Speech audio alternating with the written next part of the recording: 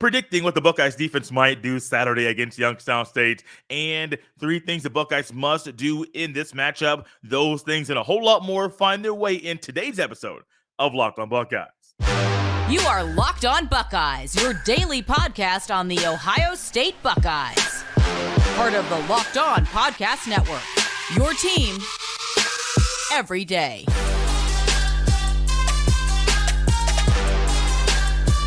What is up, Buckeyes fans? Welcome back to the episode of Locked on Buckeyes, part of Locked on Podcast Network. I'm your host, Jay Stevens, also the host of the Jay Stevens Podcast. It is Thursday, September 7th in the year 2023, and this episode is brought to you by our friends at Gametime. Download the Gametime app, create an account, and use code LOCKEDONCollege for $20 off your first purchase. During today's episode, we will go over 3 things the Buckeyes must do Saturday against Youngstown State, and should Ryan Day be conservative? But first, it is time to turn the page to Youngstown State. Normally, this is something we do on Wednesdays, but with the Noah Eagle interview being on Wednesday of this week, we had to kind of change the time of the week that certain segments come your way. The Youngstown State football team is one that the Buckeyes have seen only twice in their lifetime of the 2 football programs, once in 2007, the other in 2008. The largest outcome, 43-0. That was the outcome of the last time these two teams played. But the first time they played in 2007, 38-6. So Youngstown State has only scored 6 points in the 2 times these 2 schools have played. And when you think about that, you think about the Buckeyes defense, and you think about exactly how they played against Indiana, and you think about how the opponent may have been for Youngstown State a week ago. The Youngstown State won that matchup last week against Valparaiso, another FCS opponent, 52-10. And so by the number, you're saying, wait a minute, they won 52-10. Is Valparaiso that bad, or is Youngstown State that good in regards to their level of the FCS? I think it's more Valparaiso is that bad. My brother actually played football for Butler University in Indianapolis, and that is in the Pioneer League, the same league that Valparaiso was in. And it's not the league with the best football, just being honest with you. Even at the FCS level, there are levels to this at FBS. There's levels to this thing at the FCS, and Valparaiso is not that good of a football program. And so when you think about that and keep it in context, you're like, wait, okay, cool. So there's a chance they're going to come in and be able to score the football. There's going to be a chance they're able to come in and maybe stop the Buckeyes offense. Let's not get crazy. Let's not get ahead of ourselves. Yes, them showing up, that's maybe the only chance they got. It should not happen. But also, let's keep it in context. There are things we said a week ago that should not have happened, but actually happened. But in regards to the Buckeyes defense, yes, Youngstown State scored 52 points last week. The Buckeyes scored 23. Yes, the different of those opponents, the Big Ten opponent versus the FCS. So there's a lot of differences. But the Buckeyes defense can do the same thing they did a week ago. Actually, they can do better. I'm not saying they're going to get a shutout. I would not predict that. However, I can think in my head, predicting that the Buckeyes give up single digits once again, that can actually happen, and that can be a reality. As weird as that sounds, 2 weeks in a row, a Buckeyes defense that I don't believe is getting enough attention right now. Of course, the quarterback battle or whatever that thing may be at Ohio State, that's going to get a lot more attention. QB1, QB2, that's going to get the clicks. But what is the biggest storyline? And as Noah Eagle said it a day ago, I kind of go along with him.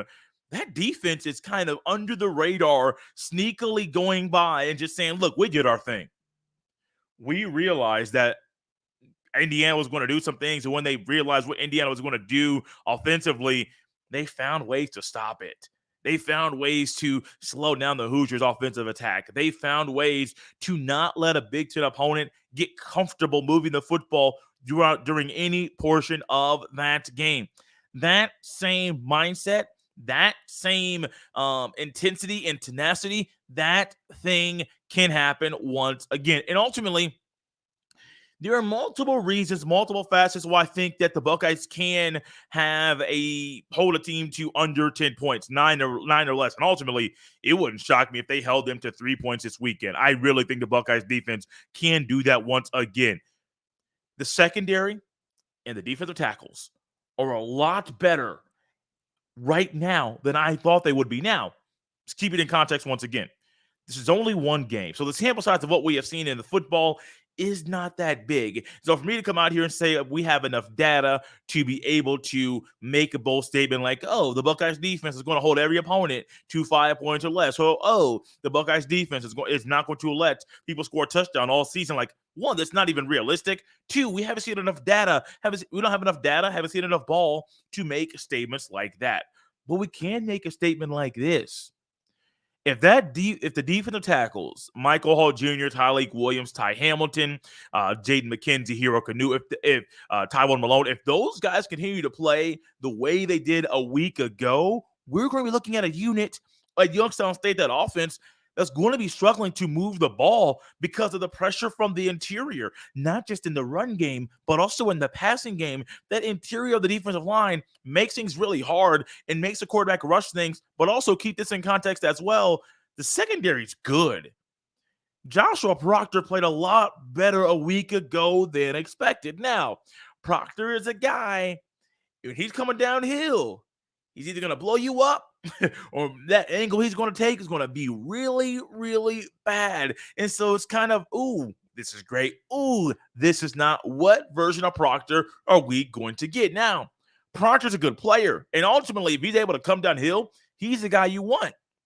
If not, are we going to see Malik Hartford get on the field before Jahad Carter once again 2 weeks in a row? Now, Jahad Carter had an injury in the spring. I think maybe had a little setback in the summer.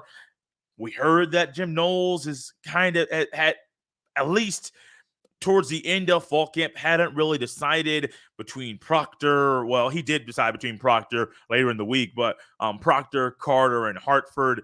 It was really shocking and amazing to see a true freshman out there on defense at free safety and playing well while on the field. Ultimately, he got more run than probably expected due to Joshua Proctor having a little bit of an injury, walking off the field at the end of the game with ice on his leg. I believe it was his ankle, which isn't a big thing. Like, there are guys that play every single weekend. Ice on the shoulder, ice on the elbow, ice on the arm, ice on the knee, ankle, whatever it may be on your calf. Like, that's not that crazy of a thing that happened. I mean, a lot of guys, when I played, the same thing happened. However, with the defensive tackles, I would love to see more of the linebackers as well. Like, as good as Eichenberg and Chambers are, I still want to see a little bit more from those guys before coming out and making bold statements about them. This game's about the defense. And the offense, who did not look crisp all game long, wants to play better. They can.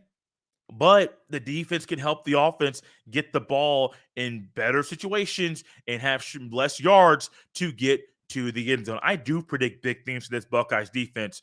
I would also like to see a few things from them. That's going to come up in the next segment of the show. And I would love to see a few things from the Buckeyes offense, in this game as well. We'll tackle both of those topics next on Locked On Buckeyes.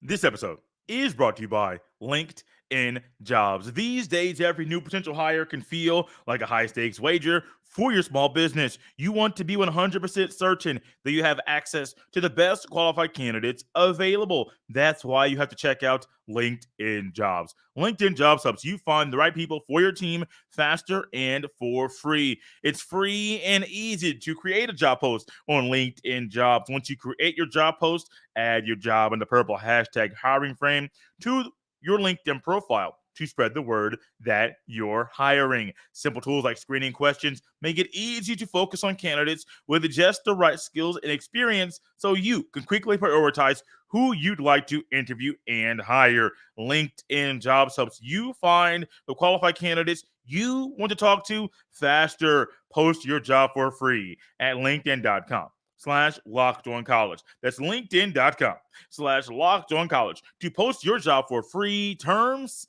and conditions apply.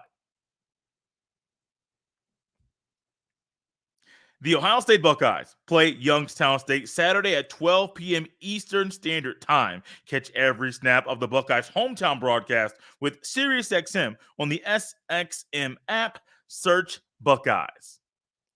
3 things the Buckeyes must do Saturday. And this is not 3 things the Buckeyes must do to win the game. But if the biggest improvements come between week 1 and week 2, how about we plan on looking at and seeing some drastic improvements by the Buckeyes in this matchup? We'll touch on Ryan Day later on in the show because I want to give him more time and more space to tackle the topic that's on my mind about the head coach of your Ohio State Buckeyes. But 3 things the Buckeyes must do. I think it's kind of easy to look at QB1 or quarterback. It doesn't really matter. When both guys were on the field, there were things that they could have done better. You got to have better quarterback play. And like I said, this is not to win the game. This is more so to show the improvements that need to be seen between week 1 and week 2. Also, this is so we can see the improvements that we believe we will see because of how we believe the quarterbacks are coached, how we believe the offense can play, how we believe other things of the offense should go down. It all starts with the quarterback. And I'm talking about if it's a run play, run to the right hole, Kyle McCord, the short yard situation goes left instead of right. Now, granted, this is an easy slip of the mind at a moment, but also you got to run the right way. Like, even if you forget, like, hey, man, where's my blocker going? Okay, my blocker's here. Where's the hole at? Off his right hip. Just go there. Like, even if you forget, eyeballs tell me, hey, in a split second, I got to go. Granted, you may want to say, Jay, he doesn't run the ball a lot, which is true. But even on TV, even when we're playing in the backyard, we don't play football a lot. We see things and we go to where the hole is. So, Kyle McCord, Devin Brown, once again, Kyle McCord is a starter. Once again, Ryan Day is saying we should expect both guys to play. I'll say this again as well. It's expected. Like, I'm not really buying into a lot of the things that are coming out of the Woody right now. As far as the quarterback situation, you may get 1 or 2 lines that may be able something for you to hold on to and put stock into. But outside of that, like, they should expect to play against Youngstown State. It should be an expectation.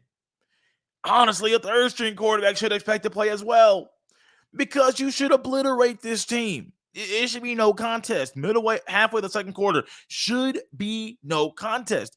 But if we don't see better quarterback play, we might see a game where the Buckeyes don't score over 50 points.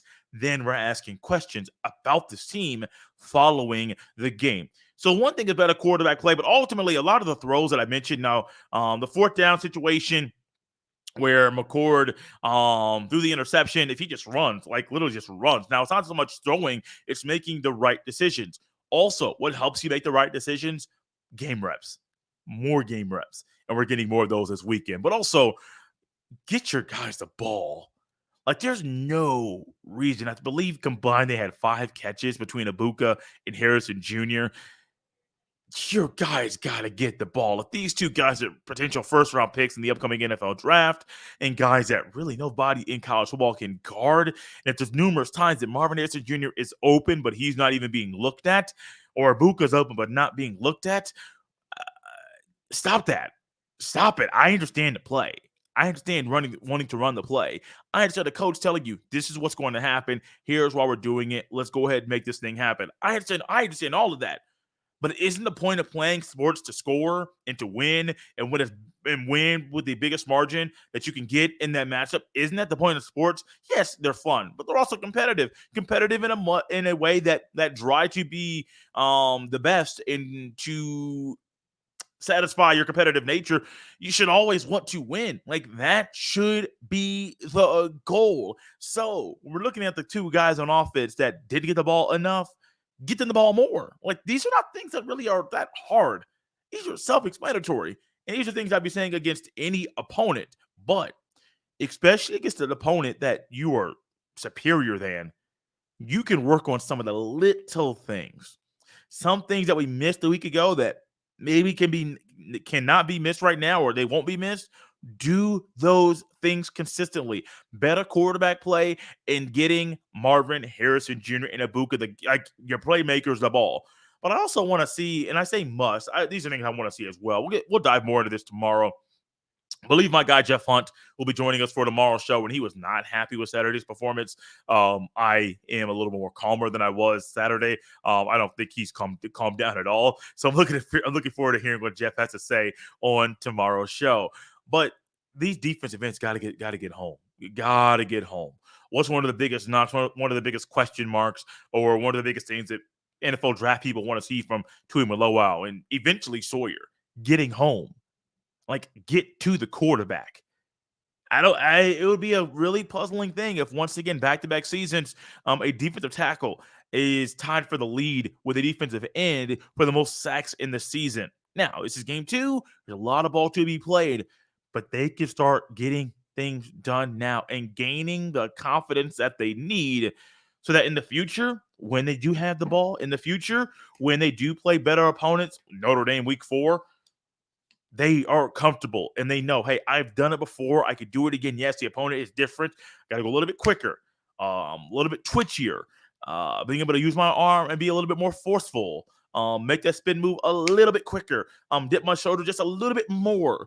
Do those little details now so that in the bigger games, your confidence level rises in the moments that you know you can pin your ears back and go after that quarterback because you know all he's going to be doing is dropping back to throw the rock. Should Ryan Day be conservative? We'll answer that question next on Locked on Buckeyes. This episode is brought to you by our friends at Gametime. Buying tickets to your favorite events shouldn't be stressful. Gametime is a fast and easy way to buy tickets for all the sports, music, comedy, and theater near you with killer deals on last-minute tickets and their best price guarantee. You can stop stressing over the tickets and start getting hyped for the fun you'll have. Forget planning months in advance. Gametime has deals on tickets right up to the day of the event. The Gametime guarantee means you'll always get the best price. If you find tickets in the same section and row for less, Gametime will credit you 110% of the difference. Download the Gametime app, create an account, and use code LOCKEDONCollege for $20 off your first purchase. Terms apply. Again, create an account and redeem code LOCKEDONCollege for $20 off. Download Gametime today. Last minute tickets, lowest price, guaranteed. This episode is also brought to you by Billiards Plus. Billiards Plus has the best selection of pool tables, game tables, shuffleboard tables, and more, and the best service in Central Ohio. And did you know Billiards Plus has top-of-the-line grills with up to 30-year warranties? That's longer than most roofs. Billiards Plus carries the best pool tables from Brunswick, Alhassan, Canada, Billiards, and more. Plus, top-of-the-line grills from PK, Napoleon, Memphis, and Le Griddle. That could very well be the last grill you own. The perfect grill for any occasion is in stock at Billiards Plus. Go big with an awesome pool table or shuffleboard table, or a little more modest with a dartboard or poker table. No matter the season, Billiards Plus has you covered for all your indoor and outdoor entertainment needs. And the people at Billiards Plus are the best part of the experience. Kenny, Sarah, and the whole staff will take amazing care of you. Billiards Plus, visit their showroom on Dublin Center Drive in Dublin. College football season is here, and this season, Locked On is kicking up our coverage with Locked On College Football Kickoff Live. Each Friday, Locked On will go live from 11 a.m. to 1 p.m. Eastern on every Locked On College YouTube channel. College Football Kickoff Live will cover playoff implications, the conference rivalry games, and go in depth like only Locked On can, including insight and analysis from our stable of Locked On College hosts covering their team every day. Find Locked On College Football Kickoff Live every Friday from 11 a.m. to 1 p.m. Eastern Time on any Locked On College YouTube channel. You won't want to miss it. There's a good chance maybe sometime soon, yours truly will be making a live appearance on that show. You can find it right here on the Locked On Buckeyes YouTube channel.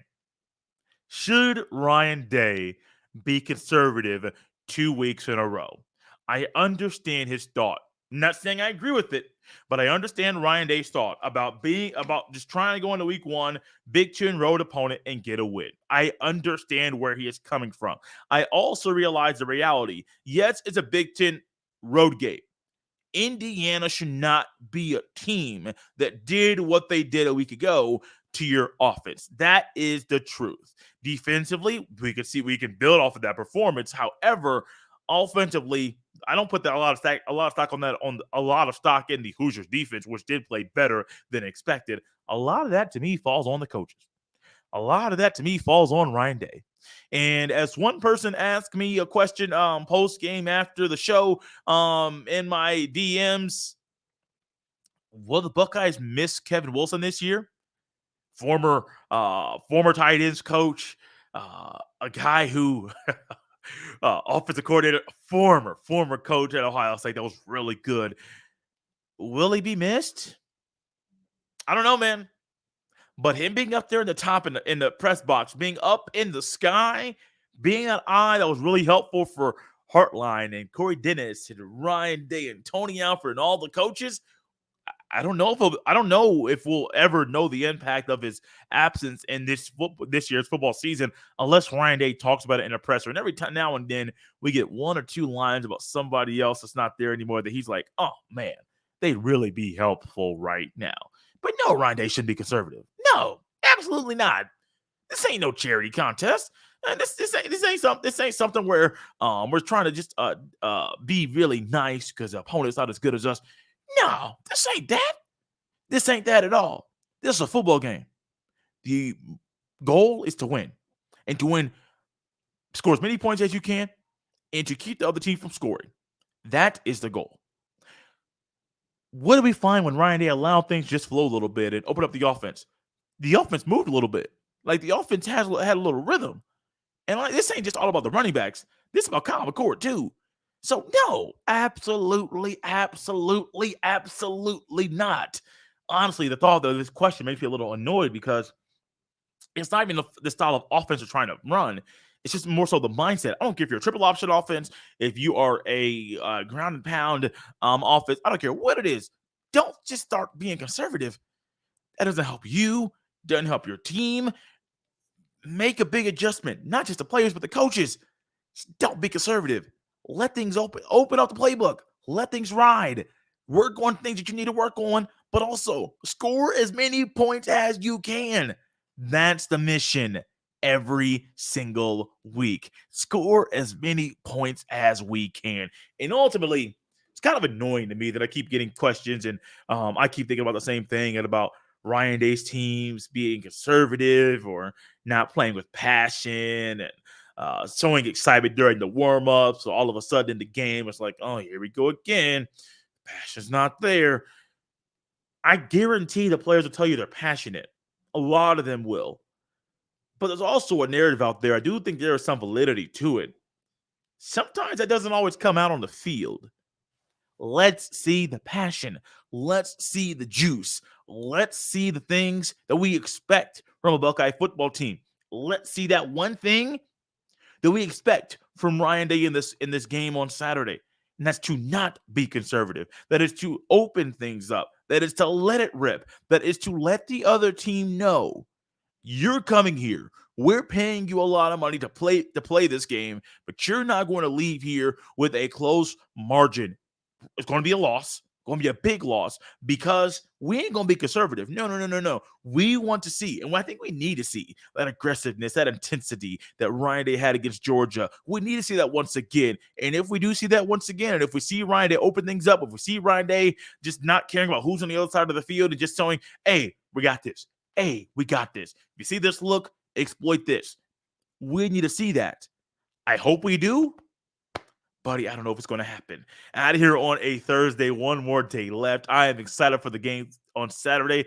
Also, a little announcement. Forgot to say this earlier in the show. There will be a live post-game show following Saturday's game. Wasn't sure if we were going to do that this season, but live post-game show at the conclusion of Saturday's game, live on the Locked On Buckeyes YouTube channel. You want some instant reactions to Saturday's game? We will provide that for you. Locked On Buckeyes live is going to be back in a postcast instant reaction scenario, reacting to Saturday's game between the Buckeyes and Youngstown State. This will not be a weekly thing. There will be some times that I am out of town. I'll give you a heads up when that's going to happen, but for as long as we can, as much as we can, there will be live instant reaction post-game shows right here on the Locked On Buckeyes YouTube channel. We're out of here on a Thursday. You can follow me on Twitter or X at jstevens07. Send all of your emails to jstevens317@gmail.com. This has been Locked On Buckeyes here on a Thursday. I'll see you next time.